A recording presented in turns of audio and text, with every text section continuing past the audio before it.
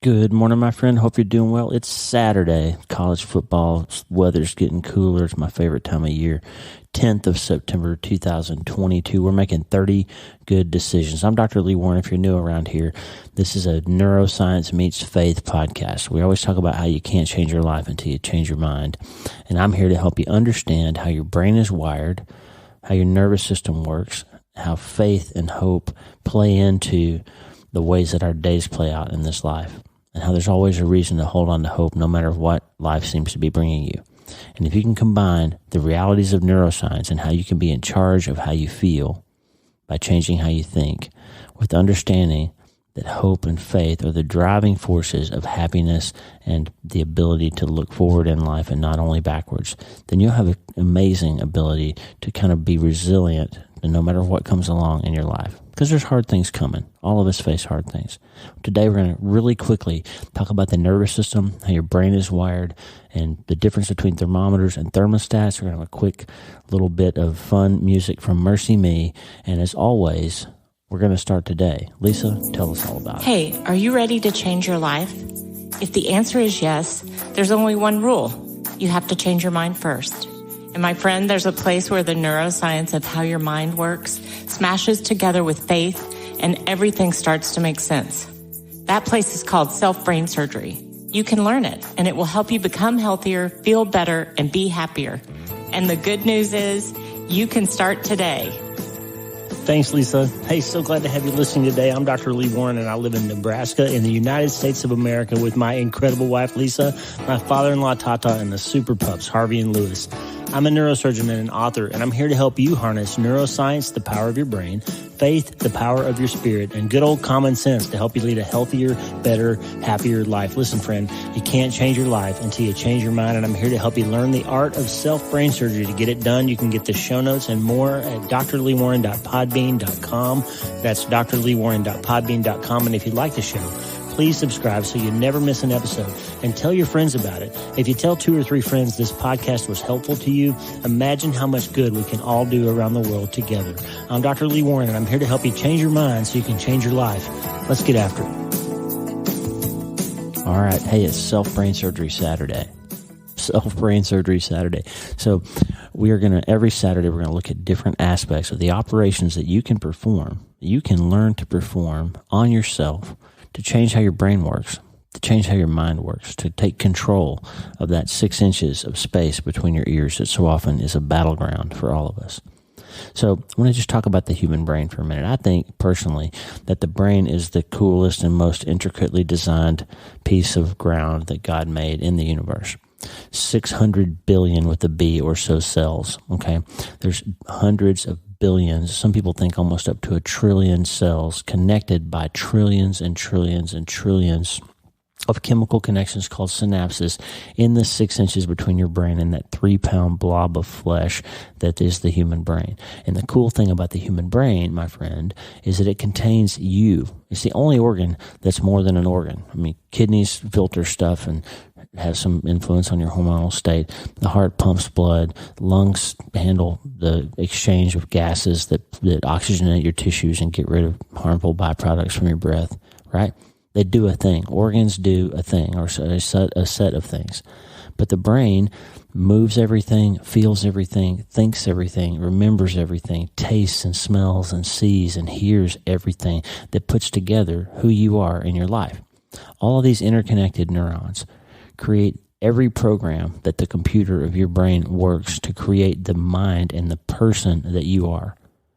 And I live in a world, as a neurosurgeon, I live in a world where I get to see what happens when when parts of the brain aren't working and people become someone different than they've always been. I used to tell an old joke. It's not really a joke, but it helps you remember. If you damage one frontal lobe, your family might know. If you hit your head, your family might notice a personality difference, especially the non-dominant frontal lobe. If you damage the frontal lobe, your family will notice subtle or not so subtle changes in your personality. You won't be exactly who you were before your head injury. But if you damage both frontal lobes, the story goes, Everybody will know. And the reason is people with frontal lobe injuries are weird. They act differently. They don't behave in a way that normal, non-injured humans act. They don't have the same social controls and inhibitions. They talk louder, tell different kinds of jokes, behave in ways that aren't socially appropriate sometimes. Frontal lobes control our ability to execute our lives in a way that makes people behave in a way that's socially acceptable and quote-unquote normal for you. Like who you are depends on your frontal lobes being intact, right? So your brain is an organ that contains more than just a set of things that does something. Your brain contains this person, this mind, this thought life, all these amazing things that are more than just the function of an organ. And so Self-Brain Surgery Saturday is going to be about creating some operations that we can perform on ourselves when our thought process and our mental state aren't working in ways that help us accomplish our lives. We want to learn how to control as much as we can control of what our brains are doing, because the fact is, we know from functional neuroscience that you're not stuck with the thoughts and feelings that you have. You're not stuck with feeling the same old way that you've always felt. You can change it. Your limbic system runs a whole set of programs that are designed to keep you alive when the bear comes, or when the fire happens, or when pain arrives. Your limbic system is automatic and quick and reproducible, and you pull your hand away from the burning stove. Your limbic system is in charge of keeping you alive.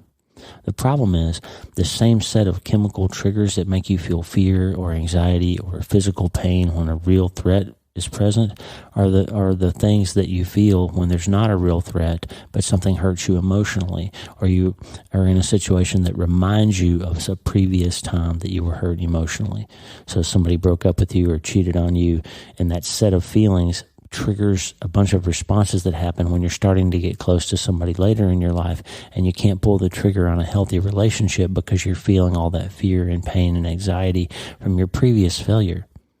It's the same thing that when a certain type of pain happened to you when you were a child, when your dad did this or your uncle did that or your mom said that, happens, and you reproduce those feelings in a relationship later on, and you can't have a healthy marriage because you don't know how to engage, because you're running programs that aren't about the person that you're with now. Because fear and anxiety and pain feel the same no matter what's triggering them on a neurochemical basis. Well, you're not stuck with that. Your frontal lobes can change how your limbic system behaves, but you've got to learn that ability to biopsy your thoughts and not believe everything that pops into your head, and talk to your brain and transform your mind. And that's where faith comes in. So we've talked a lot before on this podcast, if you go back, how the Bible always backs up neuroscience, and neuroscience always backs up the Bible. And that's why, as a scientist who's also a man of faith, I'm completely encouraged every time we discover something new about the nervous system. It backs up what the Bible's been saying all along. I jokingly said that I want to write a book called The Neurosurgeon of Nazareth sometime to talk about how Jesus gave us this tremendous example of controlling our neuroscience and how that plays out into a healthier and happier and better life, a more resilient life. Because the same Jesus that said in John 16:33 that you're going to have trouble in this world also told us in John 10:10 that he came that we can have an abundant and joyful life. And he gave us a whole speech in Matthew 5 and 6 about all the different ways that we can be happy in this life. You might know it better as the Beatitudes, when he says, blessed are those, and blessed are those, and blessed are those. And we've talked before about how the word blessed, that's translated as blessed, is a Greek word, makarios, and it actually means happy. So Jesus was here to tell us how you can be happier by living differently. And I'm here to tell you that that starts with thinking differently. So I'm just introducing this idea of Self-Brain Surgery Saturday, that every Saturday we are going to talk about some different operation that you can learn. And last week we did an introduction episode. We covered all the first 5 introductory self-brain surgery operations. And the first one is the bad thought biopsy, where you learn how, as Daniel Amen said, not to believe every stupid thought that pops into your head. Max Lucado, my friend, has said, just because you have a thought doesn't mean you have to think it. right? So we're going to learn all that stuff. We're going to learn how to sever sick synapses and lobotomize lousy attitudes. And we're going to learn how to graft in gratitude when we're struggling, and drain doubts and fill up faith, and all kinds of other things. Every Saturday, we're going to have some special guests to help us learn these things. And we're always going to have some ability to tie that neuroscience to Scripture and put those two things together so that you can smash faith and doubt into science and understand that they're not enemies, but they actually are working for your good. And our theme verse for Self-Brain Surgery Saturday, as always, is Romans 12:2. Romans 12:2. It's all about changing your mind. It's right there in the Bible. It's been there the whole time. Do not conform to the pattern of this world, but be transformed by the renewing of your mind. You change your mind, you'll change your life. It's right there in the Bible. It's right there in neuroscience, friend. So here's the thing. When we understand that we have to change our minds before we can change our life, then we can start to see what Martin Luther King was talking about. He, in the context of talking about the church, said a sentence that has stuck with me, and I think it applies very well to the concept of self-brain surgery. Martin Luther King said, "There was a time when the church was very powerful, and the time when the early Christians rejoiced at being deemed worthy to suffer for what they believed. In those days, the church was not merely a thermometer that recorded the ideas and principles of popular opinion. It was a thermostat that transformed the mores of society." Listen, you can either let your brain be a thermometer to tell you how you're feeling and let that dictate how you need to behave. I woke up on the wrong side of the bed. I'm grumpy. I'm going to have a bad day. Somebody said this to me, and therefore I have to be angry. Somebody sent this email or this text, or somebody cut me off in traffic, or somebody overlooked me, or somebody didn't give me credit for this, and therefore I have to be hurt and sad and angry. Or I had a bad mom, and she was passive-aggressive, so I have to be passive-aggressive too, and I've got to pass that on to my kids. You can either let your brain be a thermometer to tell you how you're supposed to feel and react. And the problem with that is it's not very reliable. Okay? Your brain will tell you what you feel, and you think feelings are real. And our whole society right now is telling you to stick your thermometer into the feelings and believe them. Our society is saying people ought to believe their feelings, and 8-year-olds ought to believe every feeling they have and go have surgery if they feel different than they look, right? Pay attention to this. If you believe your feelings, you're going to have a world of misery, and you're not going to be happy or at peace in your life. You will chase that feeling, and it'll never lead you to satisfaction. But if you rather decide that you're going to be a thermostat, and you're going to tell your brain to shape up and change how you feel by changing how you act, by starting with how you think, then you'll no longer conform to what you're feeling, as Romans 12:2 says, but you will transform your life. And the thermostat, you can set it where it ought to be and watch how your life changes. My friend, this is powerful stuff. It's important. It's Self-Brain Surgery Saturday. We're going to do it every week. I just wanted to give you an introductory thought. Are you going to let your brain be a thermostat and be in charge of how you feel? Or are you going to just be a passive thermometer to find out what you're supposed to feel like today? To find out how you're supposed to react. Am I grumpy? Am I sad? Am I tired? Am I hungry? Am I scared? And then let that play out and be real. Or are you going to challenge every thought? Paul says in 2 Corinthians, take captive every thought. Take captive every thought. How powerful is that? If you could learn how to do that. Everything pops into your head. 2 Corinthians 10:5. We take every thought captive and subject all thinking to Christ. What if you could do that? To no longer just wake up and stick a thermometer in your brain and say, how am I feeling today? But instead, I'm going to capture these thoughts. I'm going to transform my mind. I'm going to renew my mind. I'm going to take captive my thoughts. I'm going to tell my brain how to behave and give it marching orders instead of listening to it and doing whatever it says, because your thoughts are not very reliable. Feelings are not facts, my friend. They are chemical events. You know what? What if one of our 30 good decisions for September was that I'm going to be a thermostat and not a thermometer? How much would that change your life? How much would it change the life of those around you? How much would it break generational curses if you taught your kids and your grandkids you don't have to feel what you feel. You don't have to believe every thought that pops into your head. You don't have to be stuck with the thoughts, because your brain is the most intricately designed, interconnected network of supercomputers that the world has ever seen, and you're the programmer. Believe that. You're not stuck with letting the world stick a thumb drive into your computer and tell you what program you have to run today. You are in charge of it, my friend, and you get to transform your mind, and you get to change your life by thinking differently, by being in control, by being a self-brain surgeon. We go to medical school, and one of our oaths that we take is first no harm. We decide, we commit and promise to our future patients that we will first not do harm to them.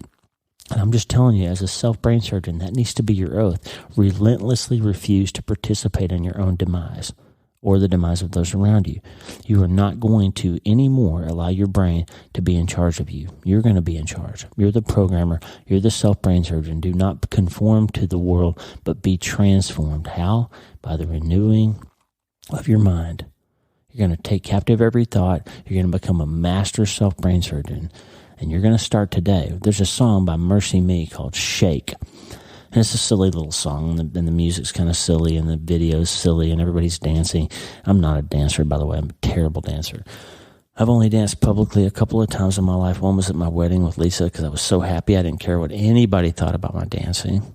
I just was wanting to dance with my beautiful, incredible new wife. And I'm going to dance next month at my daughter's wedding. Kaylin, our last child, is getting married. And I'm going to be there, and I'm going to dance with her, and I'm not going to worry about it. But when I was growing up, we were like forbidden to dance. There was an old joke in the church that I grew up in. Why is the church against premarital sex? Because it might lead to dancing. Right? It was like dancing was like forbidden. So if you grow up believing that if you move your foot the wrong way, you're going to go to hell, then it's hard to overcome that thought process when you're older, right? But this video, it's silly, and everybody's dancing around, and it's silly, but the lyrics are about what happens when you're transformed, and in the context of the song, it's about what happens when Jesus saves you, when he pulls you out of the miry clay and sets you on a new path, and your life is better, and you've been transformed, and you have hope now. What's your response? Well, King David in the Old Testament, like, he danced so hard his clothes fell off, and he was like, I will dance even harder to rejoice before my God. And that's what this song Shake's about, not dancing till your clothes fall off, but about the idea that when you're transformed, and when you're renewed, and when you're saved, and when things are better because you're not stuck with the massive things dictating how you feel and behave for the rest of your life anymore, it ought to change how you feel and move and how you navigate through this world. It ought to make you jump for joy, that you're not stuck with the way it's always felt. And so this song Shake just kind of gives us that idea of what do you do when your life has changed, when you finally say, hey, I changed my mind, and that's allowed me to change my life, and Jesus is the reason I was able to do that. What do you do when you put those two things together? Well, you shake. You throw off all those chains that are hindering you, and you run your race more effectively. If you want to put it in the metaphor of running, we talked about Hebrews 12 yesterday. Cast off everything that hinders and the sin that so easily entangles, and run with perseverance the race that's set out before you. Friend, you can change your mind. You can renew and restore and grab onto hope again. To do that, you got to learn how to do self-brain surgery. The great physician is going to teach us. Every Saturday, we're going to have self-brain surgery Saturday. This is just a little introduction to that. Are you going to be a thermostat, or are you going to be a thermometer? And more importantly, my friend, are you going to start today?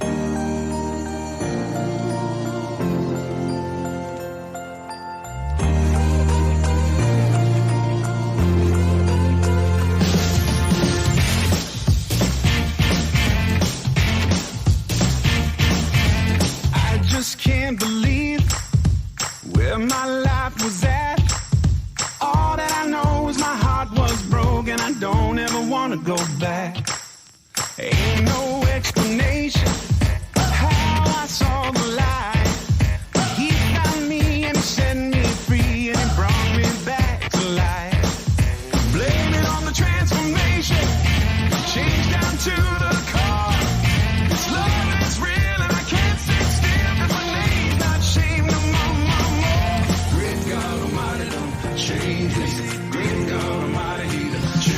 You gotta shake, shake, shake, like you're changing.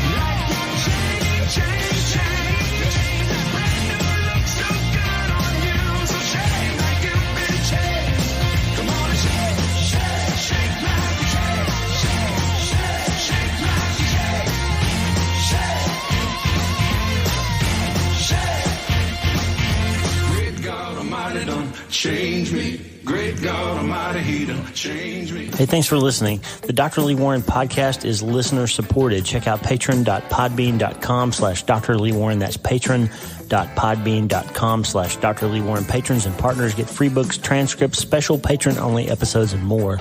And partners like you allow us to stay ad-free and keep growing. Please subscribe to the show so you automatically get every episode. And if you like the show, you'll love my weekly letter. Check out my writing at drleewarren.substack.com, drleewarren.substack.com. Get the free newsletter every week for my best prescriptions for becoming healthier, feeling better, and being happier through the power of faith and neuroscience smashing together via self-brain surgery. drleewarren.substack.com. And if you need prayer, go to the prayer wall at wleewarrenmd.com/prayer. The theme music for the show is Make Us One by Tommy Walker, graciously provided for free by the great folks over at TommyWalkerMinistries.org. Check it out and consider supporting them. TommyWalkerMinistries.org. Remember, you can't change your life until you change your mind. And the good news is you can start today. I'm Dr. Lee Warren. I'll talk to you soon. God bless you, friend. Have a great day.